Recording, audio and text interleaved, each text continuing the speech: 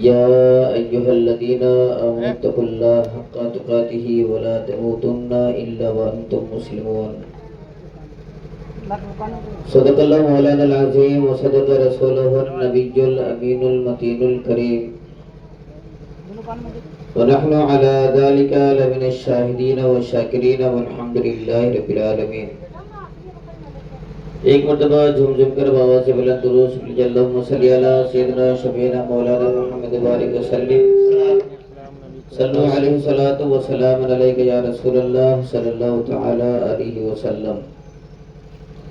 کسی شاعر نے کیا یہ خوب کہا کہ ہمیں کرنی ہے شہنشاہ بطحہ کی رضا جوئی، ہمیں کرنی ہے شہنشاہ بطحہ کی رضا جوئی، وہ اپنے ہو گئے تو رحمت پروردگار اپنے. طریق مصطفیٰ کو چھوڑنا ہے وجہ بربادی، اسی سے قوم دنیا میں ہوئی بے اقتدار اپنے. برادران ملت اسلامیہ، ہم سب مذہب اسلام کے ماننے والے ہیں، اور مذہب اسلام اللہ تبارک و تعالیٰ کا پسندیدہ اور پیارا مذہب ہے.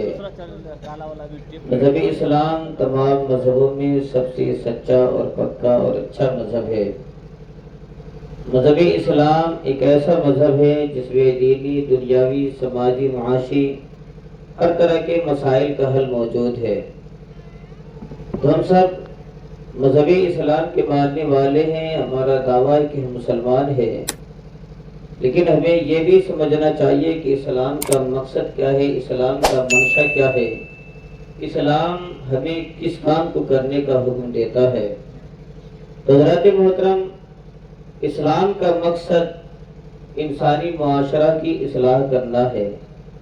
اسلام کا مقصد انسان کو پستی سے بلندی کی طرف لے جانا ہے. اسلام کا مقصد انسان کو مفید تعلیمات و ہدایت سے مزین کرنا ہے. اسلام کا مقصد انسان کو کامیابی و کامرانی کی راہوں پر چلانا ہے. اسلام کا مقصد انسانوں کو طرح طرح کی بری چیزوں سے دور رکھنا ہے. المختصر یہ کہ اسلام نے اپنے ماننے والوں کو جو نظام ہائے قانون دیا ہے، جو قانون دیا ہے، وہ ایسا آفاقی نظام ہے، ایسا آفاقی قانون ہے جو مہد سے لے کر لحد تک، ماں کی گود سے لے کر قبر کی کوٹھی تک، زندگی کی ہر موڑ پر ہماری رہبری کرتا ہے، ہماری رہنمائی کرتا ہے. برادران ملت اسلامیہ، مذہب اسلام تو ایسا مذہب ہے جس کا کوئی جواب ہی نہیں. مذہب اسلام ایک ایسا مذہب ہے جس کا کوئی ثانی نہیں ہے. مذہب اسلام ایک ایسا مذہب ہے جس کی کوئی مثال نہیں ہے. شاعر کہتا ہے، اسلام جیسا مذہب ہے دوسرا تو لاؤ، اسلام جیسا مذہب ہے دوسرا تو لاؤ، یہ میرے مصطفیٰ کا فرمان بولتا ہے. حضرات محترم، اسلام ایک ایسا مذہب ہے جو ہمیں صاف ستھری زندگی گزارنے کا حکم دیتا ہے. اسلام ایک ایسا مذہب ہے جو انسان کو پستی سے بلندی کی طرف لے جانا چاہتا ہے.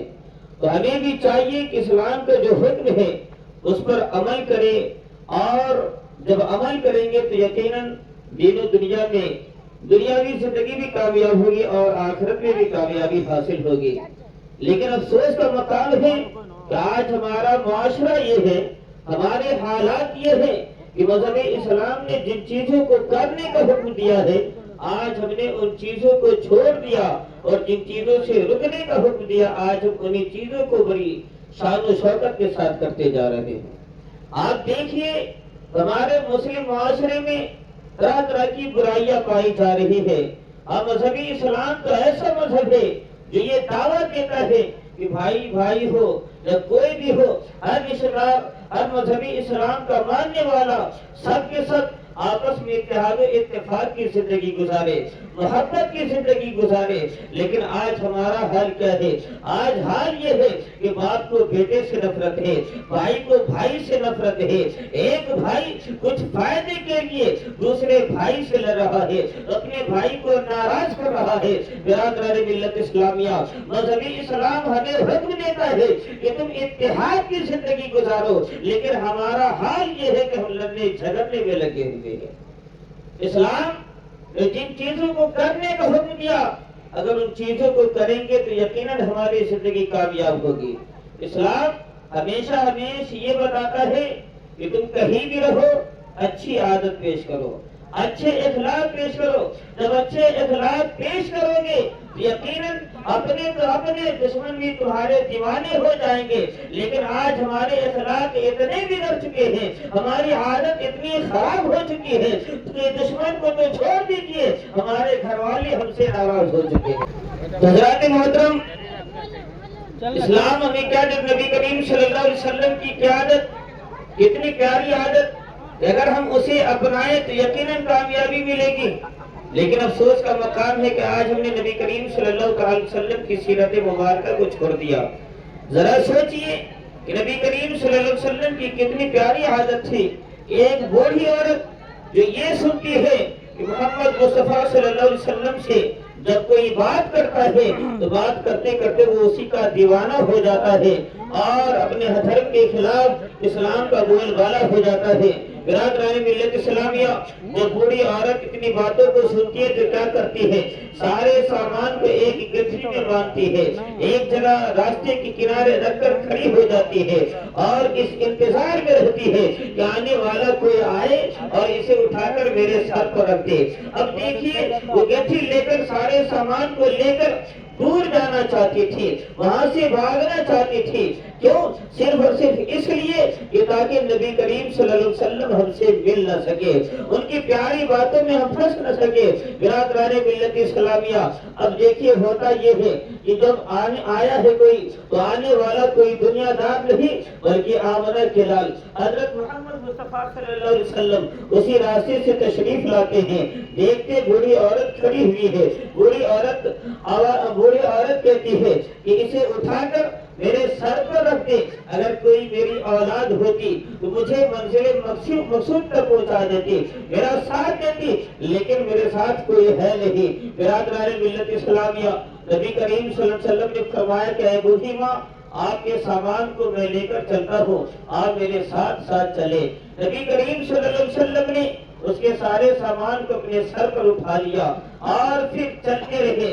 بوڑھی عورت بھی آگے بڑھتی رہی، باتیں ہوتی رہی، منزل طے کرتے رہے، آگے بڑھتے رہے، یہاں تک کہ جہاں اس بوڑھی عورت کو جانا تھا جب وہاں تک پہنچ گئے، نبی کریم صلی اللہ علیہ وسلم نے اس کا سامان اس کے حوالے کر دیا تو بوڑھی عورت کہتی ہے بیٹا سنو، تم بات بڑی پیاری کرتے ہو، بڑا پیارا بولتے ہو، دیکھنے میں بھی بڑے پیارے ہو، تو سنو میں تمہیں ایک نصیحت کرنا چاہتی ہوں۔ وہ نصیحت یہ ہے کہ میں نے سنا ہے کہ ایک شخص ہے جس کا نام محمد ہے، بہت ہی بڑا جادوگر ہے، بڑا پیارا بولتا ہے اور بولتا ہے تو ایسا بولتا ہے کہ جس سے بھی باتیں کرتا ہے اس پر اثر ہو جاتا ہے، وہ اسی کا دیوانہ ہو کر رہ جاتا ہے۔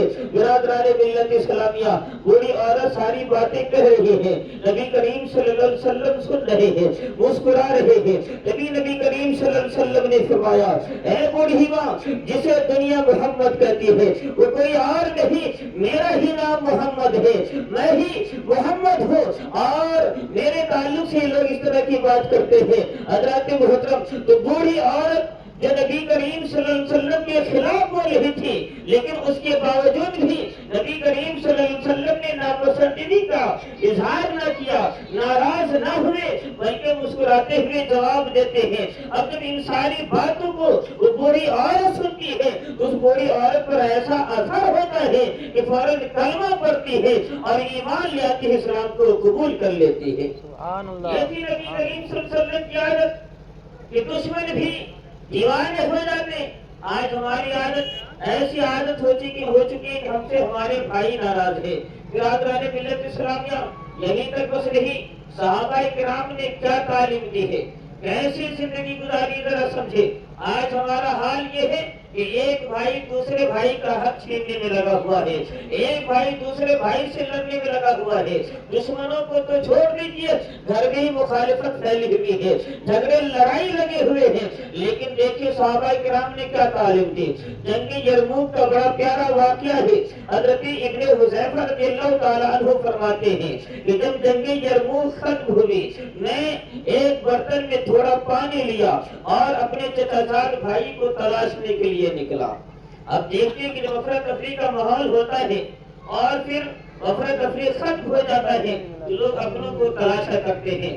جب جنگ یرموک ختم ہوئی، حضرت ابن حذیفہ اپنے بھائی کو چچا زاد بھائی کو تلاشنے کے لیے نکلتے ہیں، ساتھ میں پانی بھی لے لیتے ہیں۔ تلاشتے تلاشتے کیا دیکھتے ہیں، ایک جگہ پر بھائی لیٹا ہوا ہے اور بہت ہی نازک حالت ہے، بے ہوش پڑے ہوئے ہیں۔ حضرت محترم ابن حذیفہ رضی اللہ تعالیٰ عنہ فرماتے ہیں کہ میں نے انہیں اشارہ کیا، ان سے کہا کیا پانی پیو گے؟ انہوں نے سر ہلایا، یعنی ہاں میں سر ہلایا اور یہ کہا کہ ہاں میں پانی پینا چاہتا ہوں۔ برادران ملت اسلامیہ، ابن حذیفہ فرماتے ہیں کہ میں نے جیسے ہی چاہا کہ اپنے چچا زاد بھائی کو پانی پلاؤ، تبھی بغل سے کسی دوسرے کے کراہنے کی آواز آئی۔ دیکھا وہاں کوئی دوسرا بندہ بھی ایسا تھا جو تکلیف میں تھا، جو حیران و پریشان تھا۔ اب دیکھیں ابن حذیفہ کی حالت خود ہی نازک حالت ہے، بہت ہی پریشان ہے، پیاسے ہیں، لیکن جب بغل سے کراہنے کی آواز آتی ہے ابن حذیفہ اپنے پیاس کی پرواہ نہیں کرتے بلکہ فرماتے مجھے چھوڑو، پہلے انہیں پانی پلاؤ۔ اب ابن حذیفہ جو ہے پانی لے کر دوسرے کے پاس جاتے ہیں اور پھر جب دوسرے کے پاس گئے تو پھر کیا دیکھتے ہیں کہ پھر تیسرے کی کراہنے کی آواز آتی ہے تو دوسرا بندہ بھی کہتا ہے مجھے چھوڑو، پہلے تیسرے کو پانی پلاؤ۔ برادران ملت اسلامیہ، المختصر یہ ابن حذیفہ فرماتے ہیں کہ جب میں تیسرے کے پاس گیا تو جب تک وہاں پہنچا ان کی روح پرواز کر چکی تھی، ان کا انتقال ہو چکا تھا۔ پلٹ کر فوراً دوسرے کے پاس آیا، دوسرے کا بھی انتقال ہو چکا تھا۔ پھر پلٹ کر اپنے چچا زاد بھائی کے پاس آیا، ان کا بھی انتقال ہو چکا تھا۔ پتہ یہ چلا کہ تینوں کی حالت نازک تھی، روح پرواز کر رہی، سب کے سب پیاسے تھے، لیکن ایسی حالت میں بھی صرف اپنا خیال نہیں کیا بلکہ اپنے دوستوں احباب کا خیال کیا ہے۔ صرف اپنا نہیں سوچا بلکہ دنیا کو بتا دیا کہ پہلے مجھے چھوڑو، پہلے میرے دوستوں احباب کو دیکھ لو۔ گویا کہ پوری دنیا والوں کو یہ تعلیم دے دیا کہ اے لوگوں، اگر خوشگوار زندگی گزارنا چاہتے ہو تو صرف اپنا خیال مت رکھنا بلکہ اپنے دوستوں احباب کا، اپنے بھائیوں کا، اپنے رشتہ داروں کا، ہر ایک کا اپنے سے زیادہ خیال رکھنا۔ یقیناً جب ایسا حال ہوگا، ایسا عمل ہوگا تو پھر دنیاوی زندگی بھی کامیاب ہوگی اور بروز آخرت بھی کامیابی ملے گی۔ پتہ یہ چلا کہ ہمیں ہر ایک کا خیال رکھنا چاہیے، لیکن افسوس کا مقام ہے کہ آج ہمارا معاشرہ یہ کہ آج ہم لڑنے جھگڑنے بھی لگے ہوئے ہیں، ایک دوسرے سے جو اسے جھگڑ رہے ہیں اور طرح طرح کی باتیں پھیل رہی ہیں۔ تھوڑی سی چیز کے لیے بھائی سے لڑ رہا ہے، تو کبھی باپ بیٹے میں لڑائی ہو رہی ہے، کبھی بھائی بہن میں لڑائی ہو رہی ہے۔ برادران ملت اسلامیہ، مذہب یہ سب آخر کیوں ہو رہا ہے؟ صرف اور صرف اس لیے کہ مذہبی اسلام کو ہم نے سمجھنے کی کوشش نہیں کی، مذہبی اسلام کو ہم نے پڑھنے کی کوشش نہیں کی۔ یقیناً جو مذہبی اسلام کو پڑھیں گے، سمجھیں گے اور اس پر عمل کریں گے تو بلا شک و شبہ دنیاوی زندگی بھی کامیاب ہوگی اور اخروی زندگی بھی کامیاب ہوگی۔ بولنے میں کچھ بھی غلطی ہوئی ہو تو تمام غلطیوں سے میں توبہ کرتا ہوں، استغفر اللہ ربی من کل ذنب واتوب الیہ وما علینا الا البلاغ وآخر دعوانا ان الحمد للہ رب العالمین۔ السلام علیکم۔